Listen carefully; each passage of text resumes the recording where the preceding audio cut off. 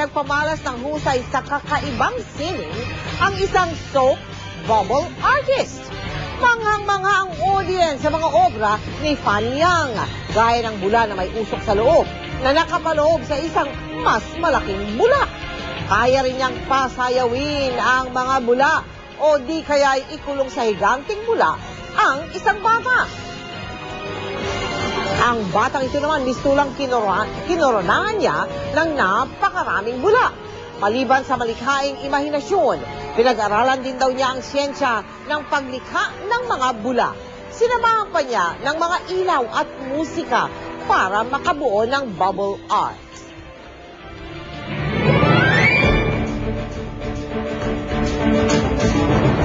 Mga kapuso, 10 na po ang opisyal na kandidato sa pagka-presidente.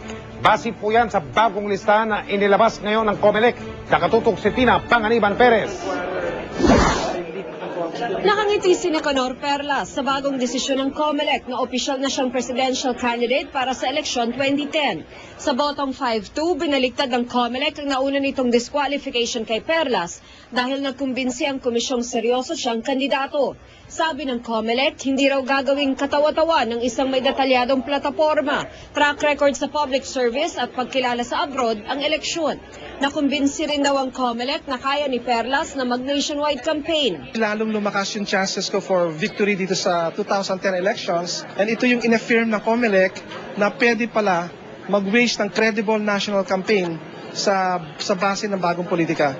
Hinanimos naman ng COMELEC ang bang sa pagbotong isama sa listahan ng financial consultant na si Vitaliano Acosta ng KBL, partidong nakilalang supporter ng pamilya Marcos. Sa pagkakasama ni Perlas at Acosta sa listahan ng mga kandidato sa pagkapangulo, 10 na ang mga maglalaban-laban para sa pinakamataas na posisyon sa gobyerno. Dumami rin ang mga pinayagan ng COMELEC na tumakbong senador. Binaligtad ang COMELEC ang naunang disqualification kina dating Cebu Governor Emilio Mario Osmeña ng partidong Abag Promdi, Nanette Espinosa ng KBL, Ads ni Cabulin na guest candidate ng Bangon Pilipinas Party at Brigadier General Danilo Lim na tatakbo sa ilalim ng Liberal Party. One obstacle being hurdled, it's still a long way to go for me to be able to serve this country. The decision was based on an appreciation of the pleadings and memorandums filed. Endorsement of political parties included their track record in previous elections. Kasama naman sa mga tuluyang dinisqualify ang gustong tumakbong Pangulong si Rodelo Pidoy. 25 years old pa lang kasi, underage pa. Banta ni Pidoy, nakaimbento siya ng isang weather controlling device na maaari niyang gamitin kung magmamatigas ang COMELEC. As long as the COMELEC's decision cannot be changed with regards to my candidacy, then I will try to bring even if it is not drought, then I will bring ice storm here in the Philippines. Ang retired government employee namang si Jose Rizal Reyes, disqualified presidential candidate, pag-aaralan na raw kung itutuloy pa ang vigil at fasting sa labas ng COMELEC ngayong may panibagong desisyon na ang komisyon. Ayon sa COMELEC, pwede pang dumulog ang mga disqualified na kandidato sa Korte Suprema. May 5 araw sila para maghain ng petisyon kontra sa desisyon ng COMELEC. Tina Panganiban Perez, nakatutok, 24 oras. Chika Minute! Nagsalita na si Biboy Ramirez tungkol sa kontrobersya sa kanila ni Jackie Rice. Hindi raw totoo na ipinagkakalat niyang buntis ang ex-girlfriend. Ang chikatin ni Nelson Canlas. Pangit kasi nung tinanong sa akin yun, ang daming mga reporters na mismong siya daw yung may sabi. Galit si Jackie Rice sa umano'y pagkakalat ng chismis ng ex-boyfriend na si Biboy Ramirez sa kanya umanong pagbubuntis. Ngayon lang ito itinanggi ni Biboy. Na-misinterpret lang nila yung sinabi ko kasi as I've said nga, di ba, tagal na kaming wala ni Jackie. Tapos dumating yung issue na buntis daw siya, tinanong ako, buntis daw si Jackie at nagpalaglag ikaw daw ama. Siyempre sasabihin ko, teka, 1 year na kaming wala. Handa rin daw siyang harapin ng aktres at kahit maging magkatrabaho pa sila, wala raw magiging problema sa kanya. Natutuwa rin daw siya para kay Jackie dahil sa sexy cover nito sa FHM. Good for her. At least, di ba, parang naririnig ko nga parang nag-level up daw siya sa FHM niya. Happy ako para sa kanya.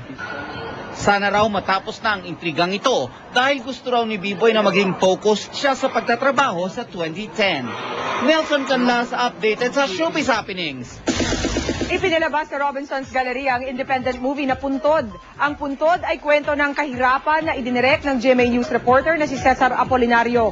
Bida sa pelikula si Barbie La Forteza bilang batang pipe na nagsusumikap mag-ipon ng perang pangrenta sa puntod ng kanyang ina.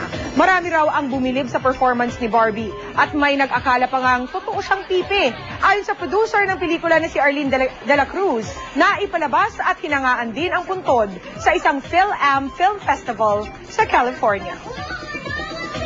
Nung sinabi niya na sa akin ng kwento, naisip ko na this is a good take off point to showcase social issues na nanggaling sa pagbabalita. Akalain mo talagang pipe yung pagkakaganap ni Barbie. Nag-aral siya ng 2 linggo ng sign language at nakuha niya agad. Magaling yung bata eh. Magbabalik pa ang Chika Minutes. Stay tuned. Abangan! Isa sa bawat 3 kawani ng gobyerno may mental health problem. Ayon sa pag-aaral ng Department of Health, dating Pangulong Fidel Ramos, may manok na kaya sa presidential elections? At ano naman ang sikreto ni Jeneline Mercado sa kanyang pagiging sexy?